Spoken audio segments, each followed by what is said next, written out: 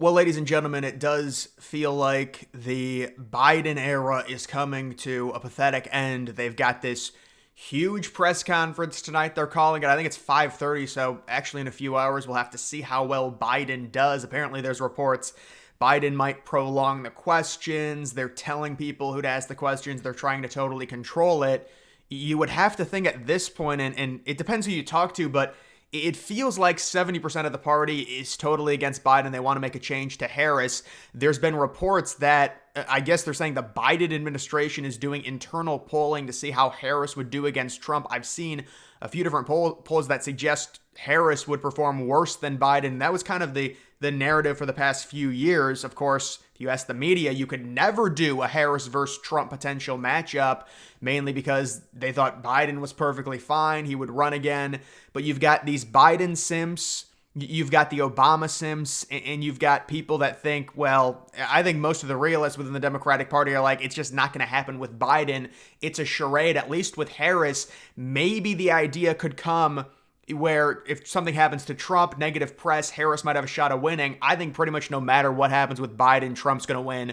Independent people are not going to vote for Biden. He can't talk. He's doing his press conference tonight, and you've got, I mean, the DNC could be a complete bloodbath with some of the reports we're hearing where there could be 5 or 6 different people in the mix. You've got all these delegates. They're organizing a letter to the DNC to change the rules to make the nomination vote a secret ballot and free delegates to vote for whoever they want. So you also do have that as well. What a total mess this is. This is going to be a big press conference tonight for Biden. You've got Italy's prime minister who was caught doing a Joe Biden impression. Every one of them would do anything to get Trump back now. Well, no, it's actually the opposite. I'm sure they love Trump. NATO has been able to hijack the narrative. It's all Europe. Obviously, Europe's going to be very concerned with Russia, the United States, and this is very key. If Trump was in, number one, the war would not be happening. That's confirmed. Number two, Trump would not allow Europe to hijack the NATO narrative where it's like we're all in this together. Well, yes, that's true, but it's a misrepresentation of the United States. There's the Atlantic Ocean separating us, and then also Europe from Russia. It's a lot more dire for those European countries. That's why they've hijacked the narrative, and now it's like, oh, we have to, it's so important. It's an existential threat. Putin's not going to stop with Ukraine. Forget Ukraine. He can't even make it to Kiev with NATO support. So how is he going to take all of Europe? It's totally ridiculous. Those people are fear-mongering. They're trying to get more money from the United States, and they've hijacked the narrative because Biden's allowed them to. And so I'm sure the NATO people, they love Biden, but Trump's coming back, and it's going to be real bad for NATO, especially with all the socialist support right now in Europe. And we're just sick and tired of paying for these people, and they keep whining. It's like, oh, it's the biggest thing. It's the biggest war. Yeah, maybe for you guys. We've got bigger stuff here with the Pacific, with Taiwan and China. So that's what Trump's going to focus on. It's already been reported. Just the thought of Trump coming back to the White House, it's going to bring peace. They've said, Zelensky's like, oh, crap, Trump's coming back. Biden's a total corpse. I got to start negotiating while I still have some type of leverage here with Russia. And so that's what's probably going to be happening over the next few months. They say we need to meet and do some type of peace agreement because Trump's coming back. Daddy Trump is gonna make the world peaceful again. That's what independents say. And so that's what's really going on there.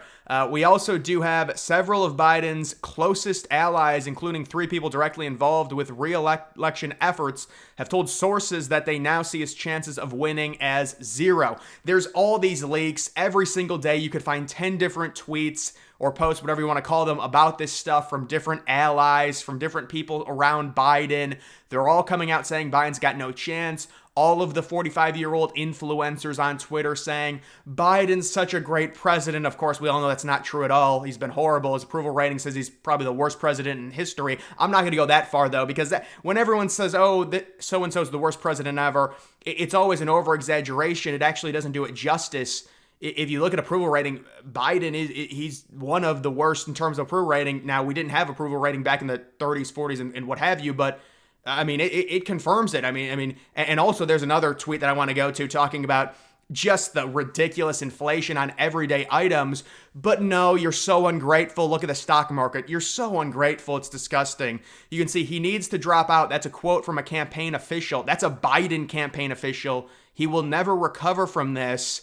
Well, that's kind of funny. I mean, he's dealing with something that there is no recovering. They're right in terms of his political sense, he can't recover, and also in terms of his mental capability, he can't recover. He's just really old. It's not going to happen. So mentally, there's no. It's just due to age. You don't age backwards. That's what I've been stressing, and that's what a lot of these Democrats are starting to realize, and that's why they've turned on him. The reason it's taking so long is because some of them think, listen, as bad as Biden is, he might be better than Kamala because, I mean, she's just terrible. And obviously, she's performed, again, if you look at the limited polling going back a year, 2 years, when they do the rare matchups where it's Biden versus Trump and then Kamala versus Trump, Biden normally performs better. And there have been some mixed polls, some of them saying Harris is performing better against Trump now. I'm sure they're going to rally behind her. I mean, Biden, I'm shocked he's even kept it this close. I mean, maybe I'm not shocked because this is a partisan country. It is crazy how they're split and people are still voting for Biden, although maybe it's not crazy. But guys, the whole fear-mongering thing, like, we have to vote for anyone over Trump. It's such an existential threat. If it was DeSantis, it'd be the exact same thing. In fact, this is a funny thing that nobody talks about. When it looked like DeSantis at the time was this big hot shot, had like an approval rating of like 62%. It was plus 20. It was crazy. Wins Florida by 20 points. Nobody's seen something like that. Single-handedly changes Florida into a Republican lock for the presidency. They were very threatened by DeSantis. And the narrative started coming out because it looked like DeSantis was going to get the nomination over Trump. This was far before the actual primaries, but I'm just saying there was a time where this was happening, and the Democrats were like, well, DeSantis is actually worse than Trump because he's more calculated. So this whole fear-mongering, like, oh my God, Trump's going to end democracy. It's so bad. No matter which Republican, maybe outside of Nikki Haley, maybe that's the only one because she has a lot of liberal type views, or at least more liberal, and she's got a lot of connections with the establishment left. Any of these Republicans, it's all the same fear-mongering. It's all an existential threat. Now, they can do it more so with Trump because Trump's like the figurehead. He's changed everything. He's got the America First agenda. I mean, look at the Republican Party. Mitt Romney in 2012, McCain in 2008. These people would not call out the media. Trump comes in, goes crazy. The first thing really Trump did was the fake news. It was fake news and deport everyone and build the wall. That was the first stuff, and that totally changed the Republican Party, and it was an America First agenda. Sure, you had Romney and McCain, but they were less aggressive. They got ran over by the media. And Trump wasn't going to allow that to happen. That's why Trump has this horrible relationship with the media. But now the Democratic Party, it's gotten so bad, Trump can just sit in the back and do nothing, and he'll just gain more points in the polls. Remember, Trump had that felony conviction. He gained 1.5 points. That's confirmed, and since that now he's gained about 4 points. So yeah, no, he's a real felon. Everyone knows it's so ridiculous. The independents know it's so ridiculous. This just confirms it, and it vindicates Trump. He's a felon, but he's gained 5 points since the conviction. That's because it was a ridiculous conviction that many liberals, the top liberals, have said the only reason it happened was because he was Trump, and the only reason that case was elevated was because the other three were not going to be resolved. And now even the January 6th case is flimsy because they had to downgrade the classification of the people, the protesters that entered the Capitol. They're not insurrectionists now. They downgraded that. Apparently, that was according to something. I haven't seen anything since then, but June voter registration, Republicans plus 106K. So these are smaller numbers, but I mean, obviously Florida is just 23K, Democrats losing 500. Florida is so far to the right. Iowa's another one, plus 12K, Dems losing around 2,000. You also do have Pennsylvania, Republicans in terms of voter registration plus 9K, Dems basically even in the month of June. So there's a lot of positive support here and positive momentum in terms of voter registration for Republicans. And I think Pennsylvania is a huge state right now that people are really keying in on, because if Trump can win Pennsylvania, that's basically it. And if he's going into election night with at least some type of like 3.5, 4 point lead, I mean, you have to feel so confident about that. We thought it was going to be election night and Trump might be up like 1.5, and maybe he still might be. But it would be shocking. There would have to be some type of scandal or something. That's the only way I can see, whether it's Biden or Harris. They've backed themselves into the DEI corner, and this is their own fault. So that's really what's going on there. Jon Stewart whining again. You can see this. Yeah, he created this. This is right. He created the Biden stuff. All of these people that are coming out, Colbert with ripping his glasses off because he knows Biden's going to lose, and he says all this horrible stuff about Trump. Jon Stewart, who loves France and their socialist stuff, and he should go dance with those people, the migrants, dancing on top of the things in France after they won, rioting, burning everything down. It's disgusting.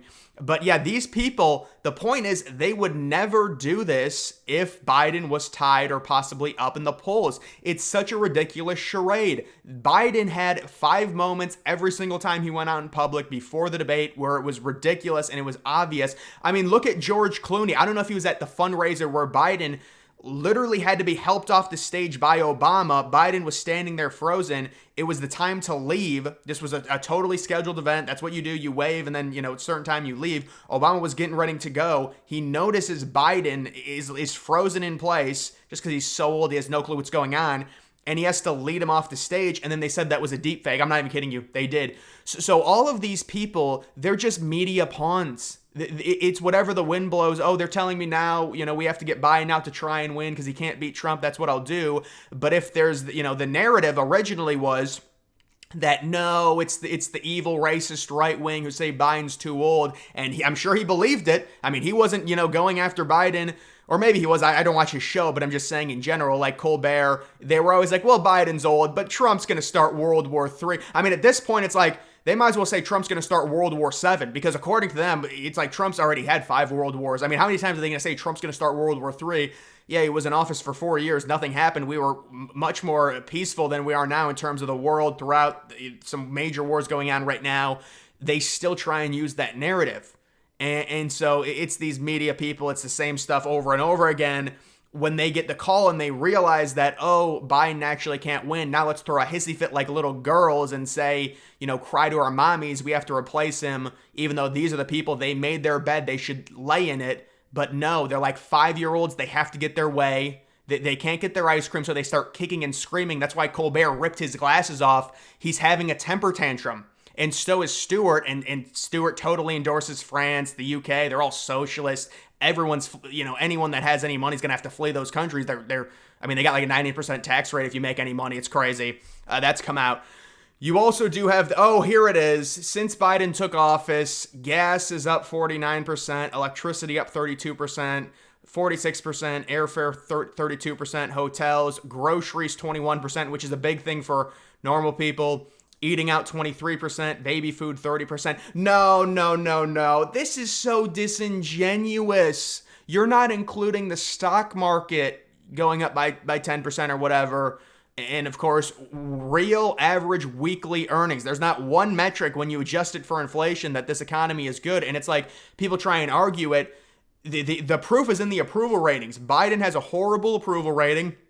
That's with, up until this past 2 weeks, the media supporting him, because the media is still left-wing. In general, it's like 70-80% left-wing. Sometimes I think it's like 90% outside of Fox News.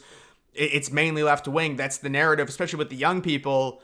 And so this just goes to show you, if you adjust for inflation, this is the inflation right now, plus 30%, plus 65%, plus 21%, plus 23%. That Biden's official inflation right now since he entered the White House, it's not 3%. People get that confused. It's like 22% now. Because when I checked, it was like 19. That was like 7 months ago. It's probably more now. So it's probably about 22% in terms of real inflation since Biden took over. And that makes a lot more sense. That's accurate. That is what we're dealing with. Like a 20% increase. That means since Biden took over, if you've got $1, now it's worth about 80 cents. I mean, it's crazy. This inflation has to be solved. And I know it's come back down a little bit. I understand the pandemic does have an effect on that. They had to, let's be honest, the stimulus checks were a big problem in terms of, there was like $5 trillion. Biden should have never authorized the third stimulus, where they gave, if you had a kid, you got $1,400. I know people, they love the stimulus, but in the long run, it's going to hurt you. They have to print like $5 trillion for it, and that really hurt as well.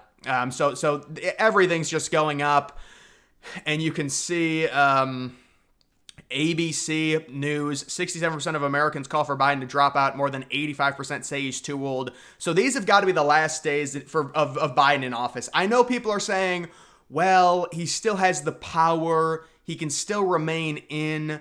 There's just too many people that have come out against him. I think I'll make my official call. I think he's got to be dropping out here. I don't think it's going to happen tonight. He's doing his press conference. I think they got to get him out.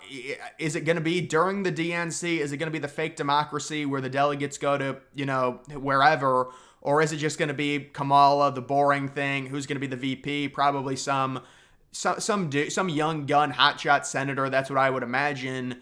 Maybe from the Rust Belt, Shapiro or Whitmer, to try and get those states because they're the most important states right now. But for the Democrats, it's not just the Rust Belt. They also need to try and win a state like Arizona. Nevada only has like 6 electoral votes. They might not try extremely hard for Nevada. They might just concede that to Trump. They could go for Georgia. I think they'll concede North Carolina. But they're going to have to run the table in the Rust Belt and then try and pick off like Georgia and Arizona. That would probably be the strategy. Or I don't know if they need both of them. I think they need one of them if they run the table. But they could lose a state like Michigan, lose Pennsylvania. You're pretty much screwed. You'd have to get Nevada, Arizona, and Georgia if you did lose Pennsylvania. So this is a very dire situation. And I don't see the narrative changing. It's too far gone. I think it's too far gone just based off of everything that I'm hearing and what everyone's talking about, the narrative surrounding it.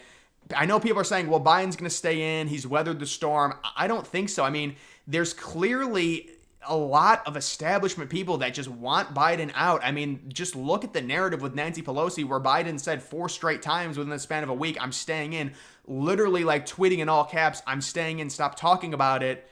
And then, you've got Nancy Pelosi saying he should do whatever, he thinks is best. And then they ask her, they say he already said he's staying in like 5 times, and she just won't answer the question. So there has to be more and more and more pressure around Biden dropping out, and I think that's probably what we're going to see. We'll have to see how he does during this press conference. The media is going to be pissed off. I think they're going to ask him a lot of questions. I know people say, well, the media's left wing, but obviously they've been very embarrassed by this. They've bought into and kind of covered everything up that Biden is still fine. And, I mean, you look at some of the other press, what they're doing right now with the secretary. I mean, they've been really drilling her with questions. So we will have to see what happens tonight. But either way, guys, that is going to do it for this video. Make sure you follow me on X. Link to that's always in the description.